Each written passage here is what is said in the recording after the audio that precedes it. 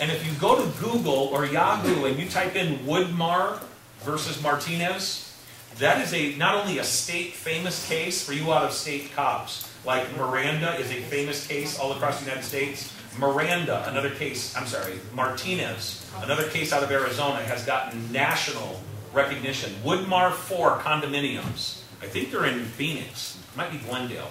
But Woodmar 4 condominiums got sued. The HOA got sued over the murder of a man by the name of Martinez. And pretty much what they ruled was the homeowners association, you're responsible for everything. In fact, Denny will probably talk about it, so I'm not going to say any more.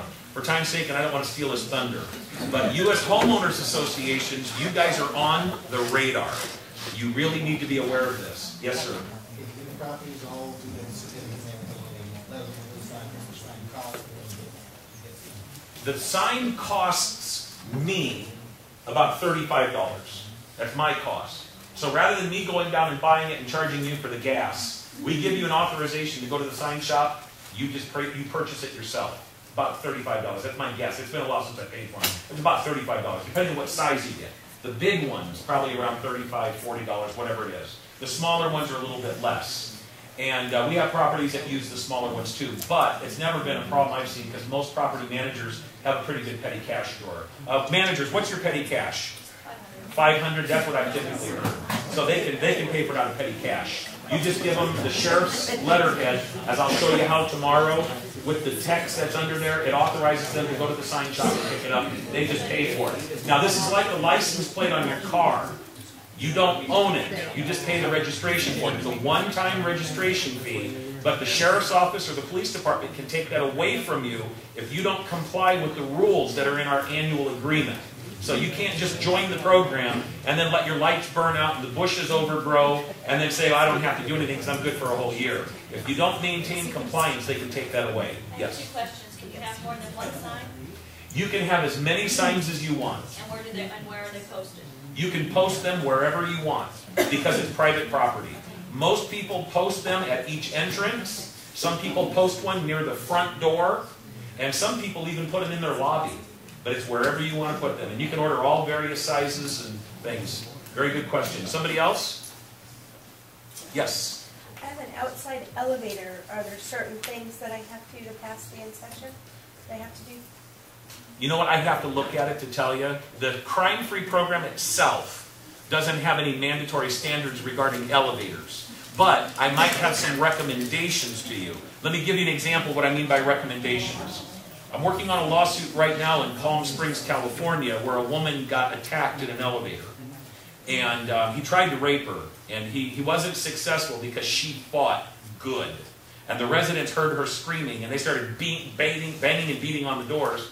And he went to the next, he stopped the elevator is what he did when he attacked her. And he hit the start button again, went up to the 3rd floor, pushed her out, and then took the elevator back down to the basement and took off running. Well, they ran down the stairs and they were waiting for him. And they tackled him and they beat him up a little bit. They beat him up a lot. But anyway, when the police got there, they hauled him away.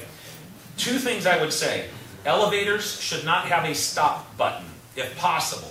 Now, if that's what they're using to move their stuff up and down to the apartments, you're probably going to be okay, because there's a reason to have it. But stop buttons are really an issue. And you might want to talk to your insurance carrier about that. The second thing is an alarm inside the elevator. So again, the crime-free program doesn't mandate you must do these things, but when I get out there, I may have recommendations for you. Okay? All right. Somebody else?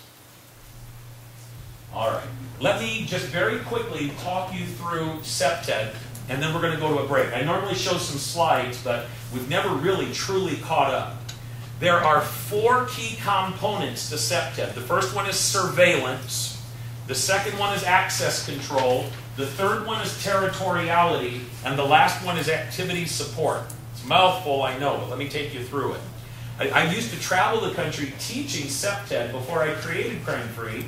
And I taught with some of the greatest SEPTED people. I'll tell you, I learned a lot from them. And unfortunately, I still see a lot of people teaching natural surveillance.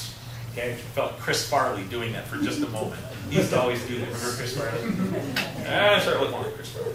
Anyway, surveillance can be natural, it can be mechanical, or it can be organized. Natural surveillance is just naturally occurring. As I walk around the property, I can see what's going on. It's naturally occurring. Mechanical surveillance is a lot more effective because I can buy cameras, closed circuit TV, and I can watch all areas at the same time. The third type is organized surveillance. I'm either going to hire some off-duty police officers or courtesy patrol and say, guys, go watch. Now, it can also be the residents. We talked earlier about walk your dog, walk your husband, we don't care, just get out and walk. All right? That's organized surveillance because people will actually sign up for days or nights to go out and walk. You can have a little sign-up sheet and we'll be out walking on those nights. Surveillance is really about looking into an area and it's looking back out. We want to be able to see what's going on. If you trim your bushes and your trees and you have good lighting and you don't have bad fences, you'll get pretty good surveillance. Chain link fence, for example, is a good fence. You can see through it, you can hear through it, you can't graffiti it unless you write very small. But chain link fence is pretty ugly. It's just not good fence. Plus, you can get a toe hold in it and you can climb the fence and be right over the top. That's why I like tubular steel or wrought iron, especially the wrought iron with little spears that come over the top, right? That's a pretty good fence. Again, you can see through it, hear through it, and it's not a graffiti billboard. So look at your property from the standpoint of surveillance, looking in, looking back out.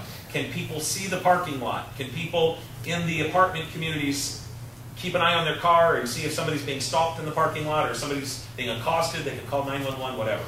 Let's talk about access control real quick because I still have to show this video. Access control, a lot of times you think of gated communities. Don't call them security gates. That's a bad thing to say. Because if somebody gets in, they're likely to sue you because you promised security and you didn't deliver.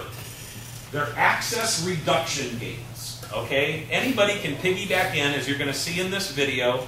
And it's one of those things that you just have a lot of liability.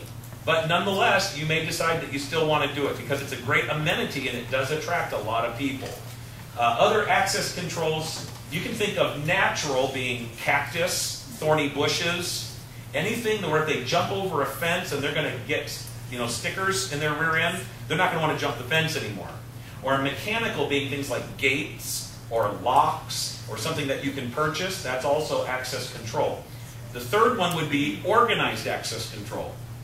Imagine the security officer with a little arm that comes down and they stop all the cars as they come in and they sign everybody in and they sign everybody out. And then the arm goes up and you're free to go through. You're organizing somebody to control access. The third thing is territoriality. And we've already kind of talked a little bit about this. You guys call it curb appeal. It's the impression you get when you look at the property. If your property looks dark, if it looks like it's been graffitied, if it looks overgrown with bushes, that's one of those things that can really come back and haunt you. I'm getting ready to go to trial on a case up in Oregon here real quick. And what happened in this case, a guy escaped from prison. And as he was coming down the freeway, he looked over here and saw a really bright industrial area. Over here he saw a really bright commercial area. And right in the middle was a very dark residential area. Where do you think he went? Right into the apartment community. And then when he got in, the fence was broken and down, or missing, or whatever the case was. The bushes were overgrown, the trees were overgrown. He had plenty of places to hide, and he was able to work his way into the community where he attacked a woman and raped her. So these are some of the things you want to be thinking about when you look at your property. What does it look like? Does it look like, hey, there's a great place to commit a crime? From a premise liability standpoint, this is what you've got to think about. A lot of times a bad guy has no idea they're about to commit a crime. They're just walking along, fat, dumb, and happy. And all of a sudden, they see a negligent area, an area that has not been carefully cared for, and but for the fact there has been no reasonable standard of care, they go, that's an easy crime opportunity, I'm going to take it.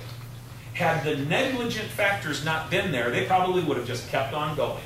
So if you're looking at causation in a lawsuit, that can really come back to hurt you. You need to be aware of how your property looks to criminals. The last one is what's called activity support. Activity support says, I want to fill this area with legitimate users so the abusers will leave. Now you may debate whether or not that will work. Trust me, it's true. You fill an area with legitimate users who really care about and defend that territory, The abusers will scoot out of there. One of the questions you're going to ask yourself is, what is it about this area that is friendly to the unfriendly people? Why do the unfriendly people like this? And you can ask the reverse